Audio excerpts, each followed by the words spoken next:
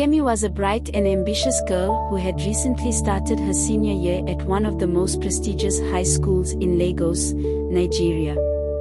Coming from a humble background, Kemi had worked hard to earn a scholarship that allowed her to attend the school.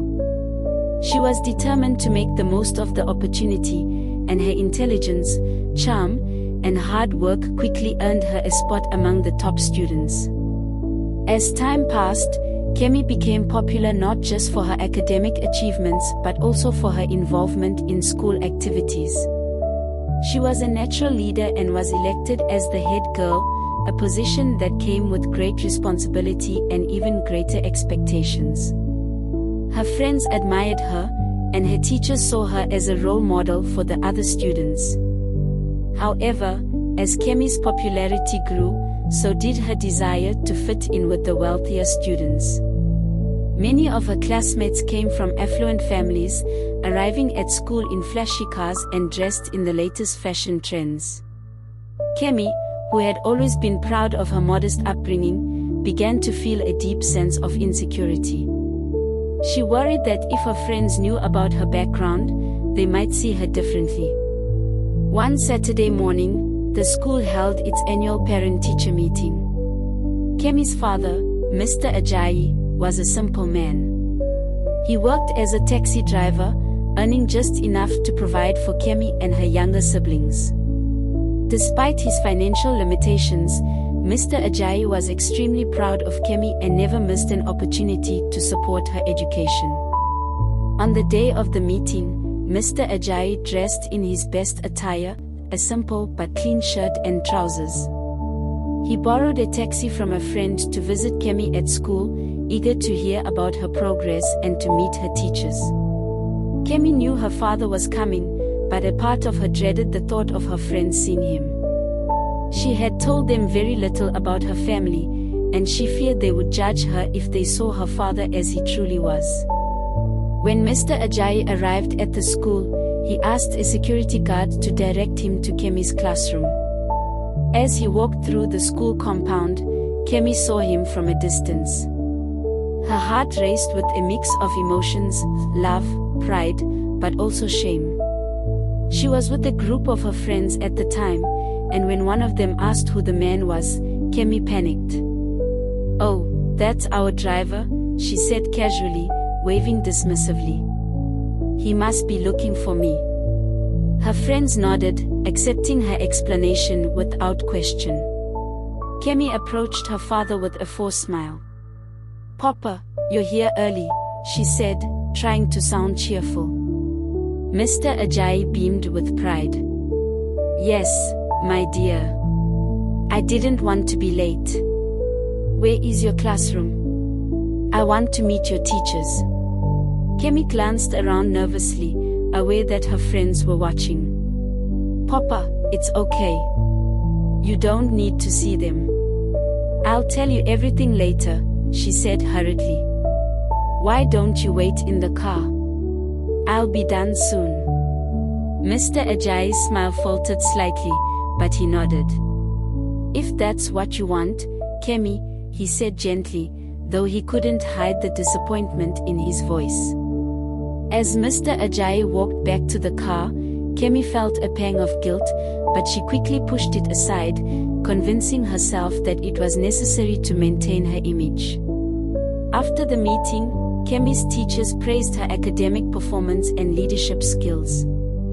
Her friends congratulated her, and she should have felt proud, but instead, she felt a gnawing sense of unease. She couldn't shake the image of her father's disappointed face as he walked away. That evening, as Kemi returned to the dormitory, she found herself thinking about all the sacrifices her father had made for her education. He had always been there for her, working tirelessly to ensure she had everything she needed. Yet, in a moment of weakness, she had been ashamed of him. The following Monday, Kemi's teacher, Mr. Williams, called her into his office. He was a wise and compassionate man, known for his ability to see through his students' facades. "Kemi, your father came to see me after the meeting on Saturday," Mr. Williams said, looking at her intently. Kemi's heart sank. She hadn't realized her father had gone to the trouble of meeting her teacher after she sent him away. He spoke to me about how proud he is of you, how he's working day and night to make sure you have the best opportunities, Mr. Williams continued. He mentioned that he couldn't stay long because he didn't want to embarrass you. Kemi felt tears welling up in her eyes. I didn't mean to, she started, but Mr. Williams raised a hand. Kemi, I've seen many students come through this school, but not all of them have someone who loves them as much as your father loves you, he said gently. We all come from different backgrounds, and there's no shame in that. The real shame is in forgetting who you are and where you come from. Kemi left the office feeling a deep sense of remorse. She knew she had to make things right. The next weekend, Kemi asked for permission to go home. She needed to see her father and apologize for her behavior. When she arrived, she found Mr. Ajayi fixing the old car in front of their small home. Papa, Kemi called softly. Mr. Ajayi looked up, surprised to see her. Kemi, what are you doing here? Shouldn't you be at school? Kemi walked over to him, her eyes brimming with tears. Papa, I'm so sorry, she said, her voice shaking. I'm sorry for what I did at school, for pretending you weren't my father. I was so worried about what my friends would think, but I was wrong. I'm proud to be your daughter, and I'm so sorry I hurt you. Mr. Ajayi looked at her, his eyes softening. He wiped his hands on a rag and pulled her into a hug. Kemi, I know you didn't mean to hurt me, he said gently. But always remember, you are who you are because of where you come from. Never be ashamed of that. Kemi clung to her father, feeling a weight lift from her heart. She realized how lucky she was to have a father who loved her so deeply and was willing to forgive her mistakes. When Kemi returned to school, she decided to be honest with her friends about her background.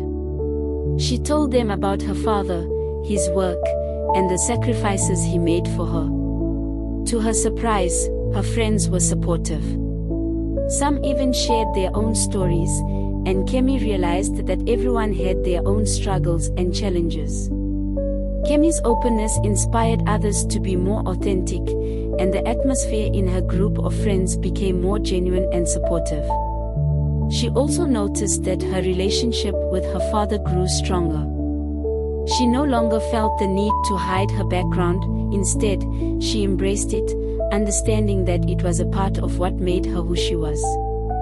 As the school year progressed, Kemi excelled in her studies and continued to be a leader in the school. But now, her leadership was rooted in humility and authenticity. She no longer sought validation from others but instead focused on staying true to herself and honoring her father's teachings. When graduation day arrived, Kemi was chosen to give the valedictory speech. As she stood at the podium, looking out at her classmates and their families, she saw her father sitting in the audience. He was dressed in his best clothes, his face beaming with pride. Kemi began her speech, sharing her journey and the lessons she had learned along the way.